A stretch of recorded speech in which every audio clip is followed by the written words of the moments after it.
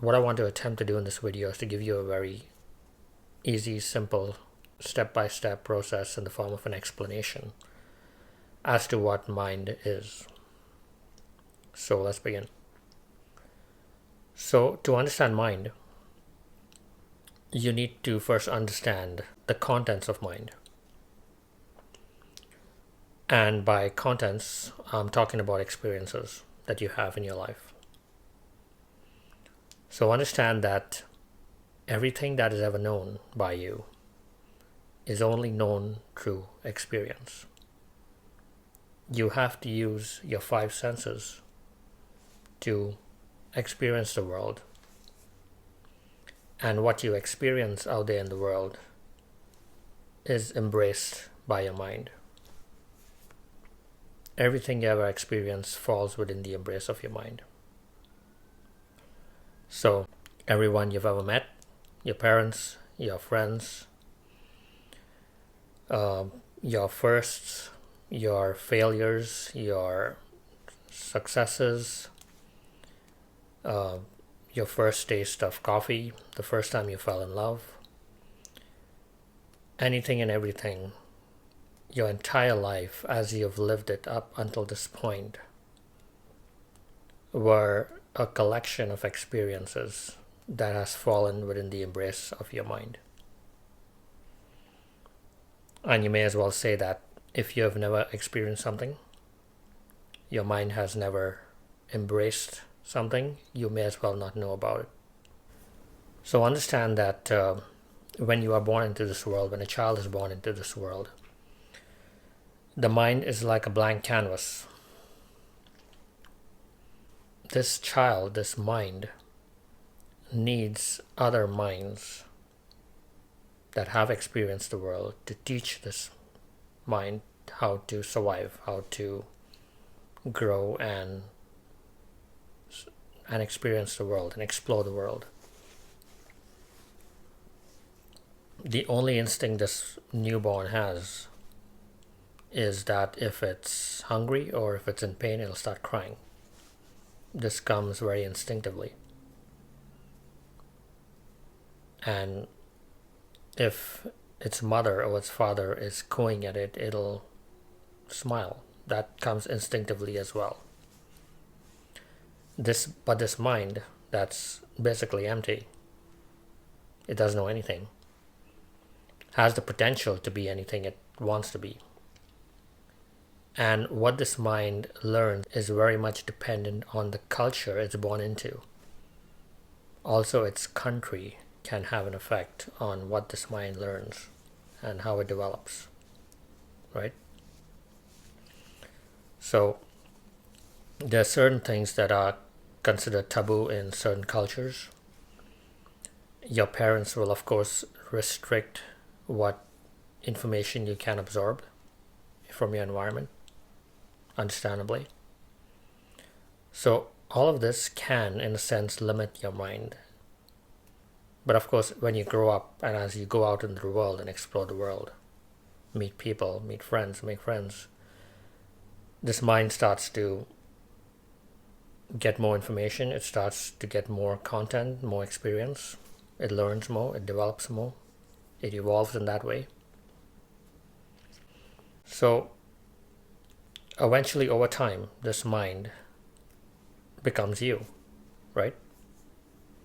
All these experiences that you have gained over time, it starts to dictate your life and how you live your life, what you think about, what you feel, and possibly what you experience from then on. So you very much become that mind. Now, all experience is known. If it's not known, then you wouldn't know or register the experience.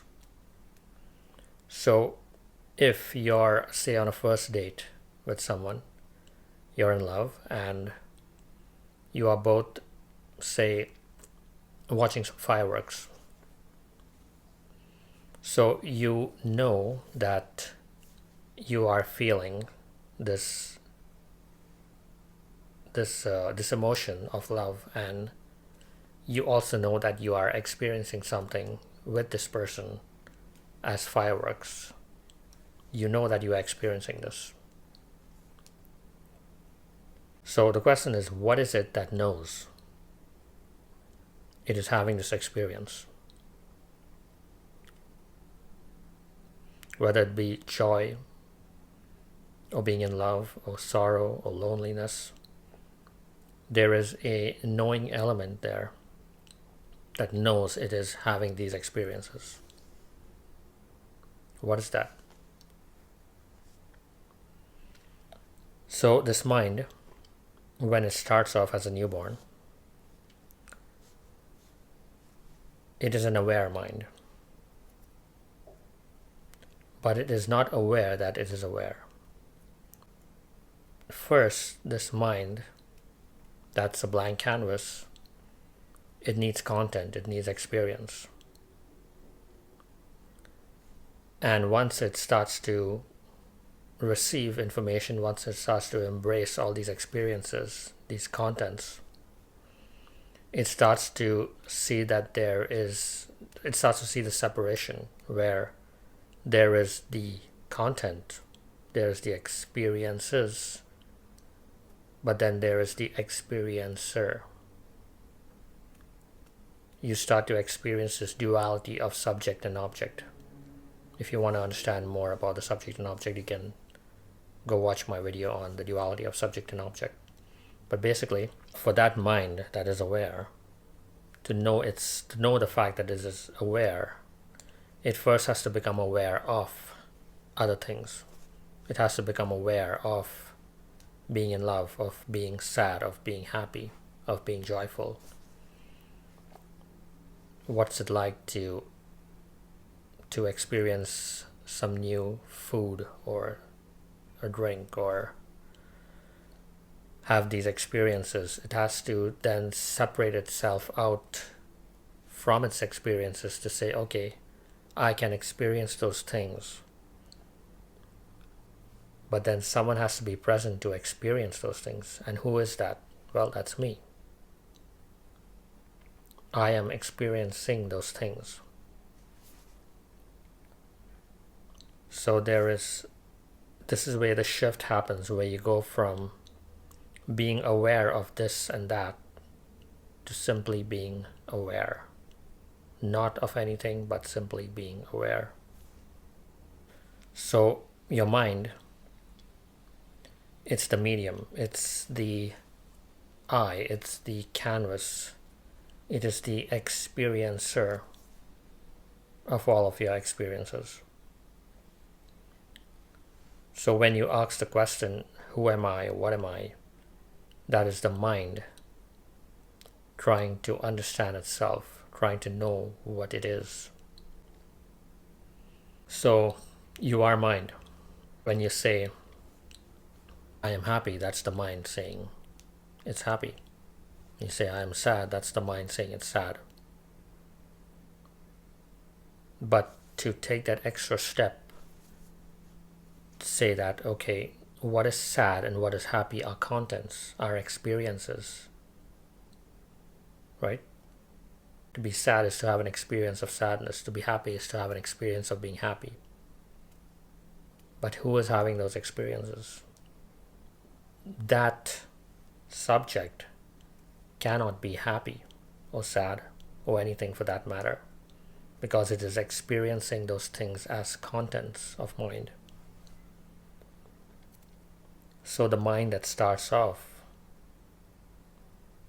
doesn't have any of these emotions. It only experiences these emotions as a coloring of mind. It's like the blank canvas now has a painting on it. This painting becomes your experiences that is your ego, essentially, that you experience, how you experience your life. So I hope this helps you understand what mind is better.